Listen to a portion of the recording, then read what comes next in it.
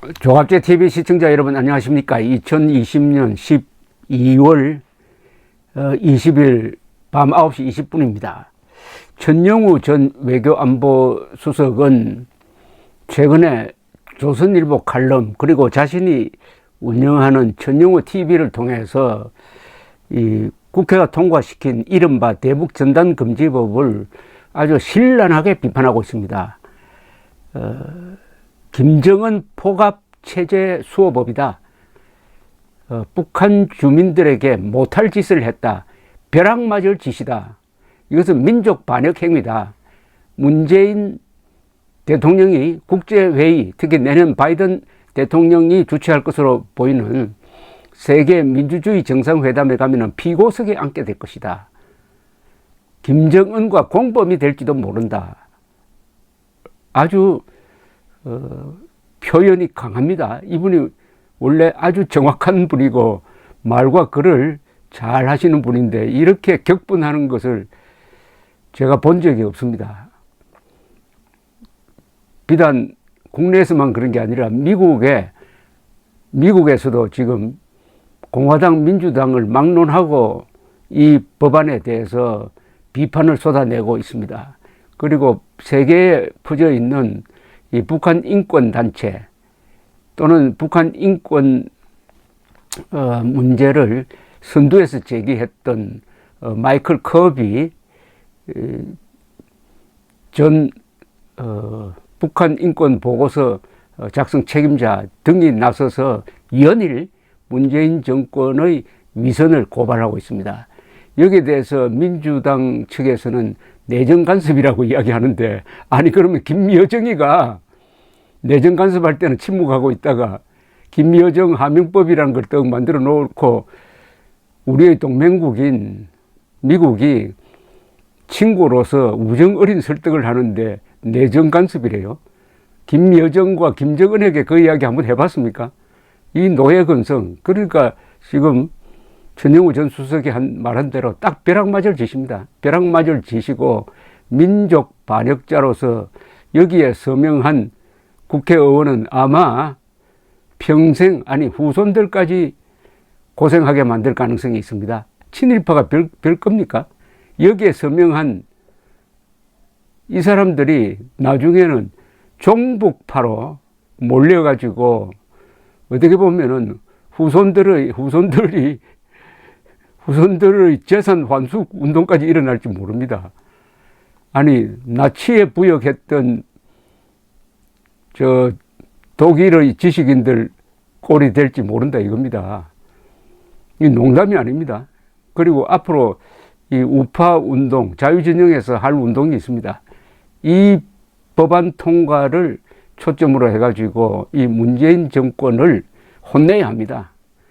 이렇게 되면은 국제사회가 우리 편이 됩니다. 김정은과 문재인 두 사람이 딱 고립됩니다. 김정은과 문재인 두 사람과 70억 인류의 대결이 되는 겁니다. 한반도에서는 2대 8천만의 대결이 되는 거고요. 이거 완전히 잘못 건드렸습니다. 문재인 정권이 완전히 잘못 건드렸습니다. 북한에 전단 보내는 사람을 뭐 행정적으로 좀 말리고 이럴 수는 있죠. 징역 3년이 뭡니까 도대체? 징역 3년.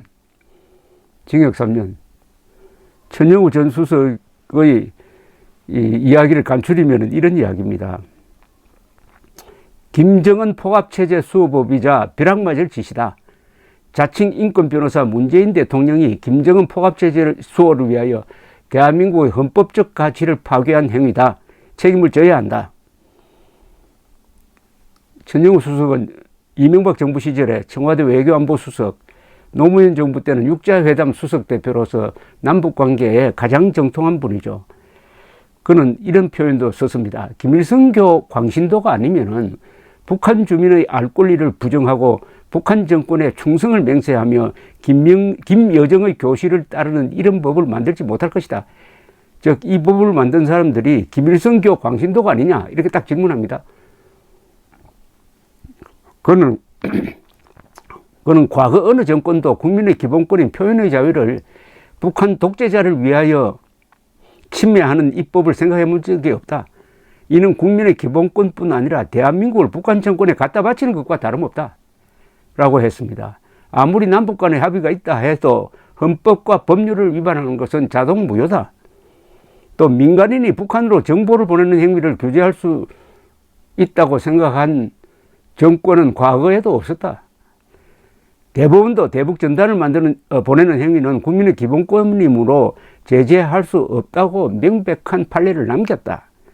따라서 대북 전단 금지법은 헌법 위반, 민족 반역 행위, 민주 파괴 행위, 인권, 국제 인권 관계 법안도 모조리 침해하는 것이다. 바이든 대통령이 내년에 추진할 세계 민주주의 정상회의에 문재인 대통령이 출석한다면 피고석에 앉게 될 것이다. 이렇게 지적을 했습니다.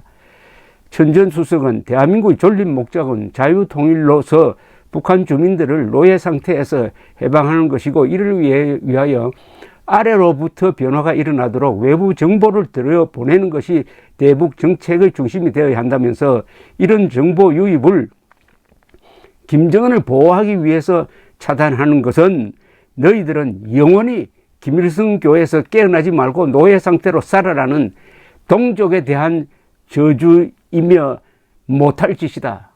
그는 문재인 정권은 반인도 범죄 집단인 김정은과 공범이 되었다면서 포갑체제의 충직한 하수인이라고 했습니다. 이런 민족 반역 행위를 한 의원들은 역사의 심판을 면하지 못할 것이다.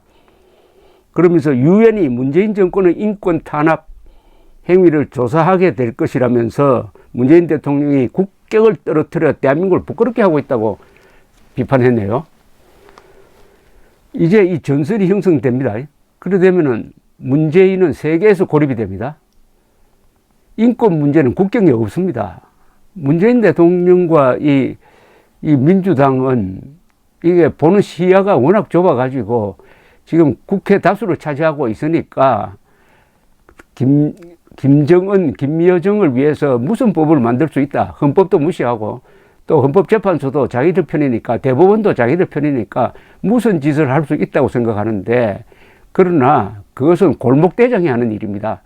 골목을 벗어나서 저 도배에 나가면은 아주 촌사람 되는, 아주 쪼다가 되는 거 있잖아요. 골목대장. 이 좌익들은 완전히 이 국내용입니다. 외국에 나가기만 하면 하는 행동이 우스꽝스러워지고 세계에서 조롱거리만 되는 거 있지 않습니까? 한 예를 들까요?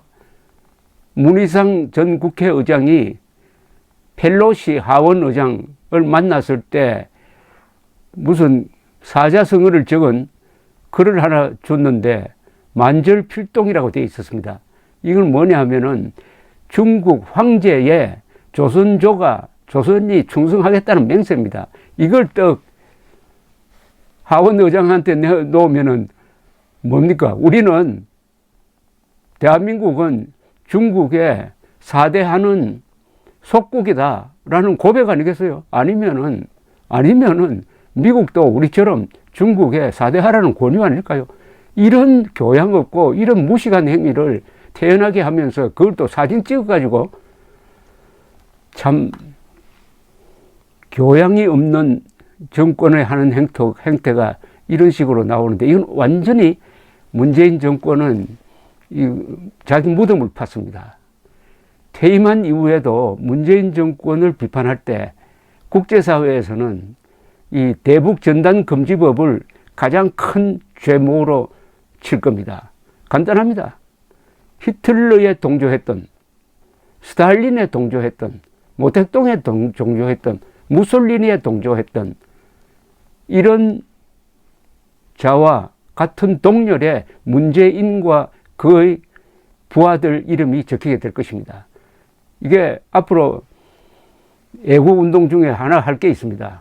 이번에 이 서명한 사람들의 이름을 돌에 새겨가지고 저기 광화문에 설치해야 합니다. 전국 방방곡곡에 설치해야 합니다. 자, 다만 문재인 대통령이 거부권을 행사할 수가 있습니다. 거부권. 문재인 대통령이 거부권을 행사한다면은 문재인 대통령은 퇴임 이후에 우리와 같이 살 수 있을지 모릅니다. 그러나 거부권을 행사하지 않으면은 문명국가의 적입니다. 세계 민주주의 국가의 적입니다. 이런 끔찍한 벼락맞을 짓을 면하는 방법은 문재인 대통령이 거부권을 행사하는 것입니다. 그게 살 길입니다. 감사합니다.